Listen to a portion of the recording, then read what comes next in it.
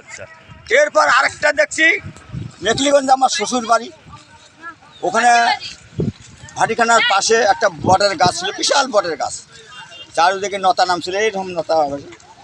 তারপর ওখানে দেখলাম যে ওখানে ওই অবস্থা, কিন্তু ওখানকার ক্ষতি এইখানকার যে ক্ষতি এটা বেশি মানে অনেক বেশি, অনেক বেশি। আচ্ছা আপনি দেখেন এখনো বাজে নাই।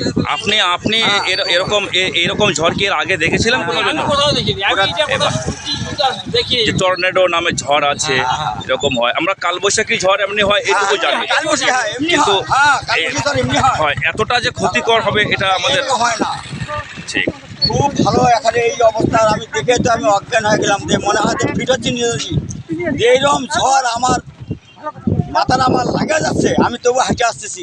প্রভু তুমি কৃপা করো, আমি যেন এই যে যারা আছে তাদের চরণটা দর্শন করে আসি। ঠিক তো মানে ব্যাপারটা হচ্ছে এই ঝড়ের খবর পাওয়া মাত্রই আমাদের রাজ্যের মুখ্যমন্ত্রী মাননীয় মমতা বন্দ্যোপাধ্যায় গতকাল রাত্রেই কলকাতা থেকে রওনা দিয়েছিলেন এবং তিনি রাত 12টার মধ্যে আমাদের জলপাইগুড়িতে এসেছিলেন এবং তিনি আহত ব্যক্তিদেরকে দেখার জন্য আমাদের জলপাইগুড়ির যে 10তলা সুপার স্পেশালিটি হাসপাতাল রয়েছে সেখানে গিয়েছিলেন এবং আপনাদের এখানেও তিনি এসেছিলেন এবং বিভিন্ন ত্রাণের বন্দোবস্ত করেছেন। তো রাজ্য সরকারের প্রতি কি আপনাদের কোনো রকম ক্ষোভ আছে? যে না আমাদের শোনে ওইটা ক্ষোভ নাই, আমাদের কথা যারা আজকে আমাদের এই যে সেবা করায় তারাই তো ধন্য। ঠিক আমরা আছি, আমরাও চাই যে এটা সেবা করুক। ঠিক পরিষেবা সব ঠিকঠাক পাচ্ছেন তো? আহত হয়েছে, আমার কথা যারা যেখানে আছে তারা যেন তাদের সেবাটা যেন হয়। তারা তো অজ্ঞান শুরু হয়ে গেছেন, তাদের বাচ্চা আহত, দেখলাম মা অজ্ঞান, এখন ওরা তো হসপিটালে আছে। এবং আমাদের জলপাইগুড়ি শহরের মধ্যেও 3 নম্বর ওয়ার্ডে মাহুতপাড়ার মধ্যেও মানে অনেক ক্ষয়ক্ষতি হয়েছে, বজরাপাড়ার মধ্যে ক্ষয়ক্ষতি হয়েছে এবং মানে গোটা এটা শুধু যে আপনাদের বার্নিশ এলাকায় বা মানে পুটিমারি এলাকাতে হয়েছে তা নয়, এটা আমাদের শহরেও জলপাইগুড়ি মিউনিসিপ্যালিটিতেও অনেকটা ক্ষতি হয়েছে।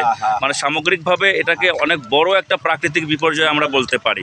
সেই প্রাকৃতিক বিপর্যয়ে আমাদেরকে যেটা মনে রাখতে হবে, এখানে যেহেতু আমাদের জীবনগুলো বেঁচে আছে, সুতরাং আমরা যাতে সরকারি যে ত্রাণ রয়েছে, যেটা মানে কারণ আমাদের তো সবারই আধার কার্ড থেকে শুরু করে ব্যাংকের বই থেকে শুরু করে ঘরে যে আমাদের আলমারিতে মনে করেন যে টাকা পয়সা ছিল, ধন দৌলত যে ছিল এবং জমির মধ্যে যে আমরা ফসল লাগিয়েছি সেগুলো কিন্তু আমাদের মুহূর্তের মধ্যে সব ধ্বংস হয়ে গিয়েছে।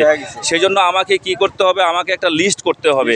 আমার লিস্টের মধ্যে কি থাকবে, আমার যে বাড়ির যে পরিবারের যে সদস্যরা রয়েছে তাদের নামের বানানগুলো আমাকে সঠিকভাবে